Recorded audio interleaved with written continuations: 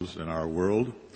And Thomas Aquinas, so, for example, gives expression to a Christian way of thinking about this. He says there in these next two little quotations, since human beings are said to be in the image of God in virtue of their having a nature that includes an intellect, they're in the image of God because they've got an intellect. They can understand and know.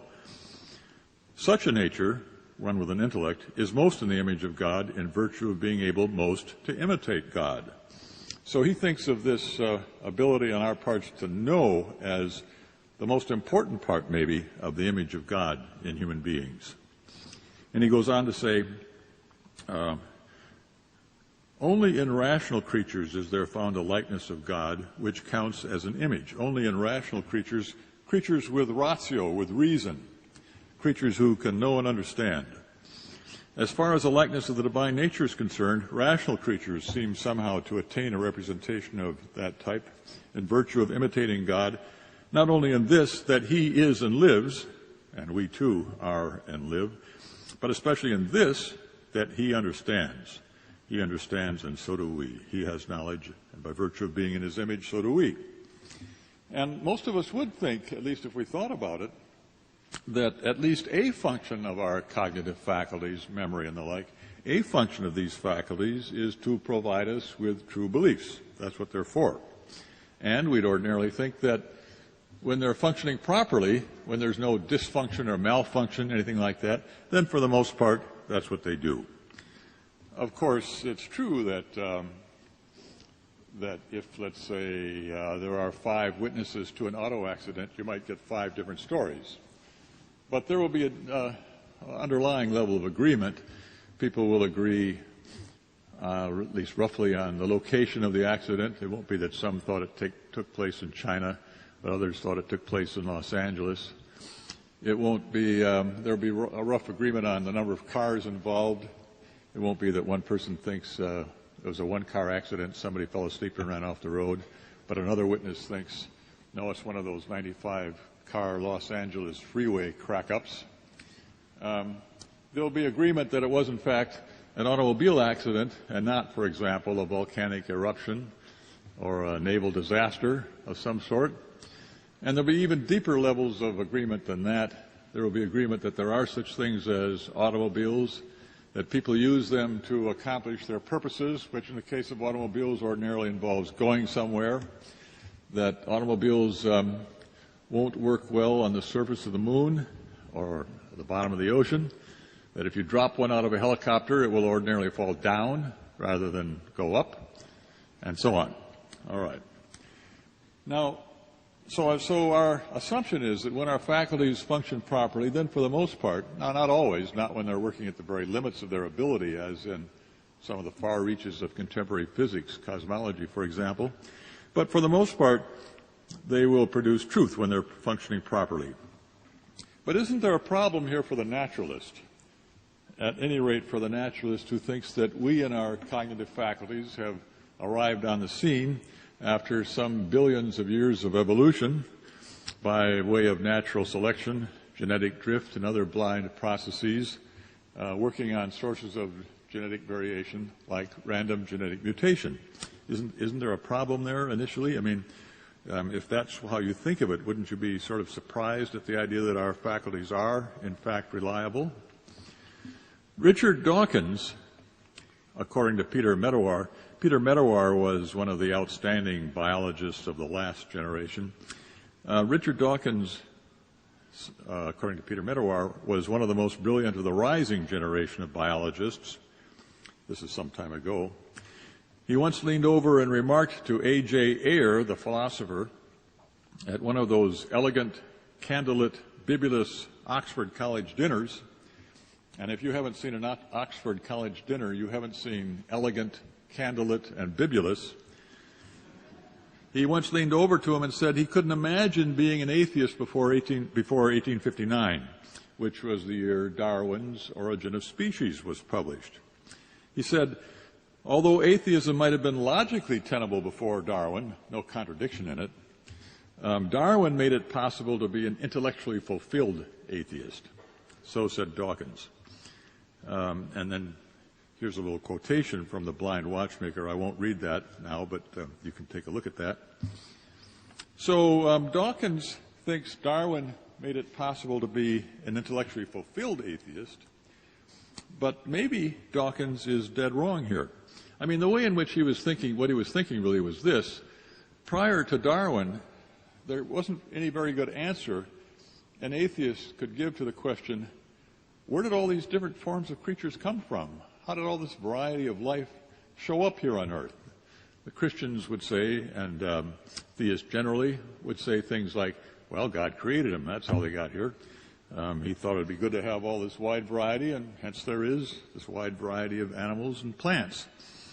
But that sort of answer, of course, wouldn't be open to an atheist. And evolution, Darwinism, gives the first sort of serious suggestion as to a sort of answer an atheist could give. That's why Dawkins thinks Darwin made it possible to be an intellectually fulfilled atheist. But I want to argue that Dawkins is dead wrong here, that the truth lies in the opposite direction, that you can't sensibly accept both of these two things. If Darwinism is correct, if evolution is correct, if evolution and naturalism, their conjunction, is correct, then the ultimate purpose of our cognitive faculties would be survival, or perhaps survival through childbearing, reproductive age, or perhaps maybe we should say their ultimate purpose would be the maximization of reproductive fitness. So if they have a purpose, that's what it is. Their purpose isn't to provide us with true beliefs, but to do this other thing, to maximize fitness. So here's a quotation from a naturalist philosopher, Patricia Churchland. She says, boiled down to essentials, a nervous system enables the organism to succeed in the 4 F's: feeding, fleeing, fighting, and reproducing.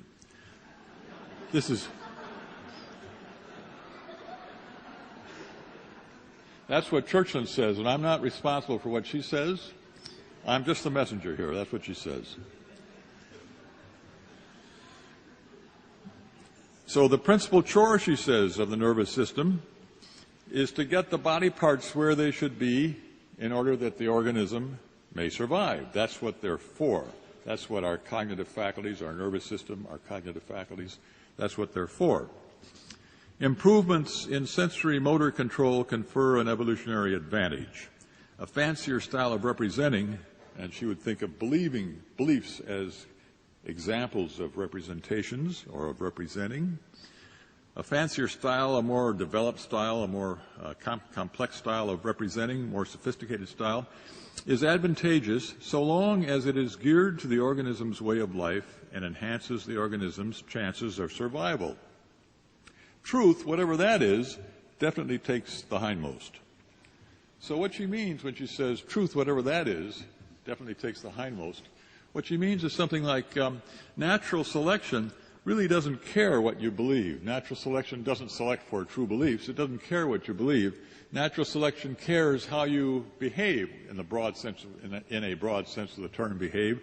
It cares what you do, and it cares what your bodily structure is like, and so on, but it doesn't care what you believe.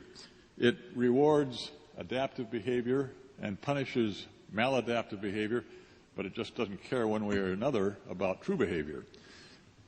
About true beliefs or about false beliefs. All right? Darwin himself, and I'm skipping a couple little bits there, Darwin himself recognized a problem here. With me, says Darwin, the horrid doubt always arises whether the convictions of man's mind, I don't think he means just men's mind as opposed to women's, which has been developed from the mind of the lower animals, whether these convictions are of any value or are at all trustworthy. Would anyone trust in the convictions of a monkey's mind, if there are any convictions in such a mind? This is from a letter Darwin wrote to one of his friends. And we could call, here he's raising this very question. The horrid doubt always arises whether the sorts of beliefs human beings come up with, whether they are of any value or at all trustworthy, given how we ourselves have come to be, given how our belief-producing processes or faculties or mechanisms, belief-producing mechanisms, to make it sound sort of more scientific. Given how those have developed, is there any reason to think they're at all trustworthy? So we can call that Darwin's doubt. And in a way, this lecture is really devoted to a kind of exposition of Darwin's doubt. If you want to, you could think of it, therefore, as a footnote to Darwin. Okay. Darwin's doubt. So that section there, next section. Well, one thing we might ask ourselves is, well, how exactly shall we understand Darwin's doubt? What, more precisely, is how can we put this doubt? And one possibility would be, I think,